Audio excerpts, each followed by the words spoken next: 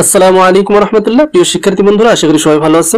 আজকে tag question নিয়ে আলোচনা করব, যেটা নবম দশম শ্রেণীর জন্য অত্যন্ত গুরুত্বপূর্ণ এবং খুব সহজ একটি grammatical term.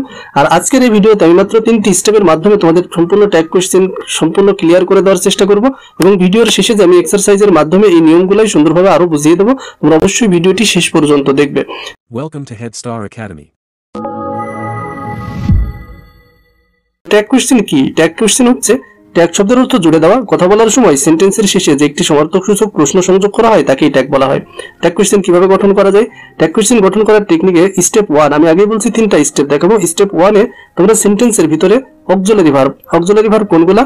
B verb, am is are, was were, have verb, have has had, modal verb, can, could, may, might, will, would, shall, should, must, ought, to, need, এই অক্সিলারি ভার্ব আছে কিনা সেটা দেখবা। যদি এইগুলা থাকে তাহলে এটাই ব্যবহার করতে হবে, এটা প্রথমে লিখবা। আর যদি না থাকে তখন ডু ভার্ব লিখতে হবে। ডু ভার্ব হচ্ছে ডু, ডাজ অথবা ডিড। তো ডু ভার্ব ব্যবহারের নিয়ম হচ্ছে ডু ভার্ব নিতে হবে কখন? যখন অক্সিলারি ভার্ব থাকবে না। আর অক্সিলারি ভার্ব না থাকলে মূল ভার্ব দুইটা রূপে থাকতে পারে। একটা হচ্ছে পাস্ট রূপে থাকতে পারে অথবা প্রেজেন্ট রূপে। প্রেজেন্ট রূপে আবার ভার্বের সাথে এস বা ইএস যুক্ত থাকতে পারে। তো দেখতে হবে, পাস্টে থাকলে ডিড ব্যবহার করতে হবে, ভার্বের সাথে এস বা ইএস যোগ করলে ডাজ ব্যবহার করতে হবে, আর কোনোটা না থাকলে ডু ব্যবহার করতে হবে। কয়েকটা উদাহরণের মাধ্যমে বিষয়টা ক্লিয়ার হওয়া যায়। যেমন দেখো, one should obey one's parents, তাহলে এই বাক্যটায় শুড আছে, শুড লিখে নিলে। তো এভাবে all of you have heard the name, তাহলে এখানে হ্যাভ আছে একটা অক্সিলারি ভার্ব, হ্যাভ লিখে ফেললে। অল অফ আস নো ইট, তাহলে এখানে নো আছে, দেখো মূল ভার্ব, কিন্তু এখানে কোনো ধরনের অক্সিলারি ভার্ব নেই। আর নো ভার্বটা প্রেজেন্ট রূপে থাকার কারণে আমরা ডু ব্যবহার করছি। আল্লাহ ইজ অলমাইটি, তাহলে এই বাক্যে ইজ আছে অক্সিলারি ভার্ব, আমরা ইজ ব্যবহার করছি। তো এভাবে নিয়ে যদি অক্সিলারি ভার্ব থাকে সেটা লিখতে হবে, না থাকলে ডু ভার্ব লিখতে হবে। এরপরে আমরা দেখতে পারি স্টেপ 2 তে কি করতে হবে। স্টেপ 2 তে দেখতে হবে যে সেন্টেন্সের মধ্যে নেগেটিভের চিহ্ন আছে কিনা। তো নেগেটিভের চিহ্ন কোনগুলা? যেমন no one, nobody, nothing, এগুলা সাবজেক্টে থাকতে পারে। নো, নট, নেভার, এগুলা ভার্বের সাথে থাকতে পারে। আরো কিছু শব্দ রয়েছে, hardly, barely, rarely, seldom, few, little. এই শব্দগুলো যদি কোনো বাক্যের ভিতরে থাকে তাহলে বুঝতে হবে সেন্টেন্সটা নেগেটিভ। আর যদি না থাকে তাহলে সেন্টেন্সটা কি হবে? অ্যাফার্মেটিভ। তো এখন যদি নেগেটিভের চিহ্ন থাকে তাহলে অক্সিলারি ভার্বের সাথে নট যুক্ত করা যাবে না। মাথায় রাখবে খুব সুন্দরভাবে, এই যে শব্দগুলো থাকলে তখন আর অক্সিলারি ভার্বের সাথে নট যুক্ত করা যাবে না। আর নেগেটিভের চিহ্ন না থাকলে অক্সিলারি ভার্বের সাথে নট যুক্ত করতে হবে। চলো আমরা কয়েকটা উদাহরণের মাধ্যমে বিষয়টি আরো ভালোভাবে ক্লিয়ার হয়ে আসি। যেমন দেখো, এভরিথিং ইজ পসিবল, এর ভিতরে নেগেটিভের কোনো চিহ্ন নেই। আমরা তো এর আগে জানি যে ইজ আছে, লিখে নিলাম। নেগেটিভের চিহ্ন না থাকার কারণে এর সাথে নট যুক্ত হচ্ছে, ইজ নট। আবার দেখো, উই হার্ডলি বিলিভ হিম, তাহলে এই বাক্যের ভিতরে কোনো ধরনের অক্সিলারি ভার্ব নেই, ডু ভার্ব ব্যবহার করা হয়েছে। আর হার্ডলি নেগেটিভের চিহ্ন হওয়ার কারণে ডু ভার্বের সাথে নট যুক্ত করা যাবে না, শুধু ডুই লিখতে হবে। নাথিং ইজ ইম্পসিবল, এখানে ইজ আছে অক্সিলারি ভার্ব লিখে নিলাম, নাথিং হচ্ছে নেগেটিভের চিহ্ন।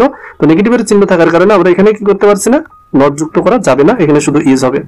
উই বিলিভ হিম, তাহলে এখানে কোনো অক্সিলারি ভার্ব নেই, ডু আসবে, আর নেগেটিভের কোনো চিহ্ন নেই, এবার নট যুক্ত করতে হবে। তাহলে এটা হচ্ছে বাক্যে নেগেটিভের চিহ্ন থাকলে নট যুক্ত করা যাবে না, আর নেগেটিভের চিহ্ন না থাকলে অবশ্যই সেই শব্দের সাথে নট যুক্ত করতে হবে। তবে আরো একটা বিষয় হচ্ছে, এই নটটা যুক্ত করতে হয় দেখো সবসময় সংক্ষিপ্ত ফর্মে। সংক্ষিপ্ত ফর্মটা কেমন হবে?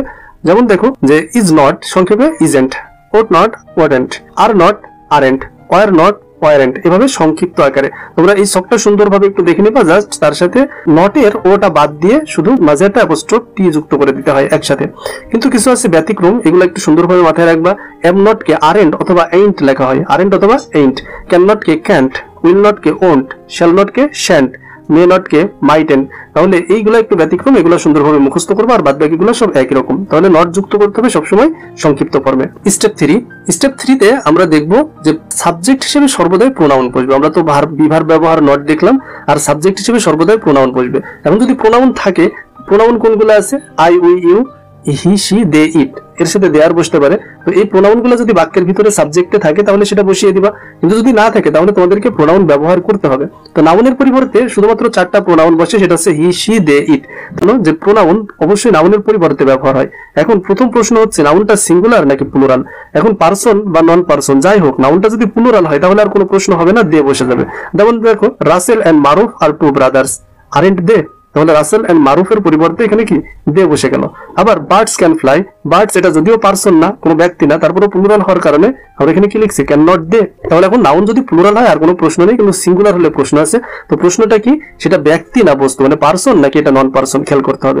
যদি নন পারসন সিঙ্গুলার হয় তাহলে ইট, এই ক্ষেত্রে আর কোনো প্রশ্ন নেই। কিন্তু যদি পারসন সিঙ্গুলার হয় তখন আবার প্রশ্ন আছে, তো ইট বসে যাবে। যেমন দেখো, the cow lives on grass, তাহলে দ্য কাউ যেহেতু কোনো ব্যক্তিকে বোঝাচ্ছে না, সে কারণে এর পরিবর্তে ইট ব্যবহার হচ্ছে। কিন্তু যদি সেটা পারসন হয় তাহলে আবার প্রশ্ন করতে হবে সেটা ছেলে না মেয়ে। যদি মেল হয় তাহলে হি বসে। যেমন দীপ্ত ইজ এ টিচার, তাহলে এখানে ইজেন্ট হি, দীপ্ত লেখা যাবে না, ইজেন্ট হি, এর পরিবর্তে হি ব্যবহার করতে হবে। আবার যদি ফিমেল হয় অর্থাৎ মহিলা বোঝায়, মেয়েদেরকে বোঝায়, তাহলে সেখানে শি ব্যবহার করতে হয়। যেমন দিবা হ্যাজ গন দেয়ার, তাহলে এখানে হ্যাজেন্ট শি, দিবা এর পরিবর্তে শি লেখা হচ্ছে। তাহলে এই হচ্ছে দে, ইট, হি এবং শি এর বেসিক ব্যবহার। এছাড়াও আরো কিছু বিষয় মাথায় রাখতে হয়, যেমন যদি nothing, nothing, anything, everything, something অর্থাৎ থিং যুক্ত শব্দ থাকে, তাহলে সেখানে তার পরিবর্তে ইট ব্যবহার করতে হয়। কিন্তু মাথায় রাখবা নাথিং এর ক্ষেত্রে ট্যাগ হবে অ্যাফার্মেটিভ, যেহেতু নাথিং নেগেটিভ, তোমাদের এর আগে দেখানো হয়েছিল। যেমন দেখো নাথিং হ্যাপেন্ড ইয়েস্টারডে, তাহলে এখানে কোনো ধরনের অক্সিলারি ভার্ব নেই, ডিড আসছে, নাথিং নেগেটিভ হওয়ার কারণে এর সাথে নট যুক্ত হয়নি, নাথিং এর পরিবর্তে প্রোনাউন কি ব্যবহার হয়েছে, ইট। একইভাবে দেখো এভরিথিং ওয়াজ স্টলেন, তাহলে থিং যুক্ত থাকার কারণে এখানে কি হচ্ছে, ওয়াজ আছে বসে গেল, নট যুক্ত হচ্ছে নেগেটিভের চিহ্ন না থাকার কারণে, আর এভরিথিং এর পরিবর্তে কি বসবে, ইট।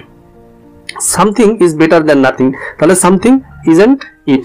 তো একইভাবে anything is possible for us, isn't it, তাহলে এই থিং যুক্ত শব্দের পরিবর্তে প্রোনাউন ইট ব্যবহার করতে হয়। কিন্তু যদি এভরিওয়ান, এনিওয়ান বা বডি যুক্ত থাকে, এনিবডি, নোবডি, এভরিথিং, এভরিওয়ান এভাবে যদি থাকে, তাহলে থিং না বডি অথবা ওয়ান যুক্ত শব্দের পরিবর্তে প্রোনাউন ব্যবহার করতে হয় দে। যেমন উদাহরণ দেখো, এভরিওয়ান হেল্প হিম, তাহলে ডিডেন্ট দে, হেল্প পাস্টে থাকার কারণে এখানে কি হচ্ছে, ডিড আসছে।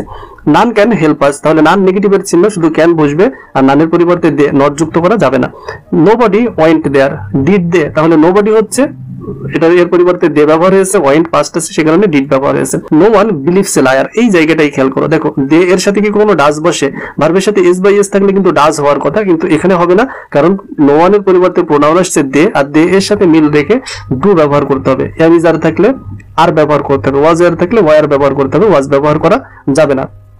আর প্রশ্নের শেষে অবশ্যই একটা প্রশ্নবোধক চিহ্ন দিতে হবে। এছাড়াও আরেকটা বিষয় একটু জানতে হয়, ইম্পারেটিভ সেন্টেন্স থেকে ট্যাগ থাকে। ইম্পারেটিভ সেন্টেন্স হচ্ছে যেখানে আদেশ, অনুরোধ, নিষেধ, উপদেশ দেওয়া হয়, এই ধরনের বাক্য। তো ইম্পারেটিভ সেন্টেন্স সর্বদাই ভার্ব দ্বারা শুরু হয় অথবা লেট দ্বারা শুরু হতে পারে। তো এটা থাকলে কি করতে হবে, ইম্পারেটিভ সেন্টেন্সের ট্যাগ হবে উইলেও। ইম্পারেটিভ সেন্টেন্স থাকলে উইলেও, যদি কোনো সেন্টেন্স দ্বারা ইম্পারেটিভ অর্থ প্রকাশ করে, যেমন দেখো গো হোম, বাড়ি যাও, উইলেও। ডোন্ট কাম হিয়ার, উইলেও, এখানে এসো না। প্লিজ ডোন্ট ডিস্টার্ব মি, উইলেও। লেট মি স্লিপ, আমাকে ঘুমাতে দাও, উইলেও। ইম্পারেটিভ সেন্টেন্স হলে উইলেও। কিন্তু ব্যতিক্রম হচ্ছে লেট আস অথবা লেটস, দুইটা মূলত একই, এটা থাকলে শ্যাল উই ব্যবহার করতে হয়। তাহলে এই ছিল ট্যাগের ক্ষেত্রে। তো আসলে আমরা কিছু এক্সারসাইজের মাধ্যমে বিষয়গুলো আরো ভালোভাবে ক্লিয়ার হয়ে আসে।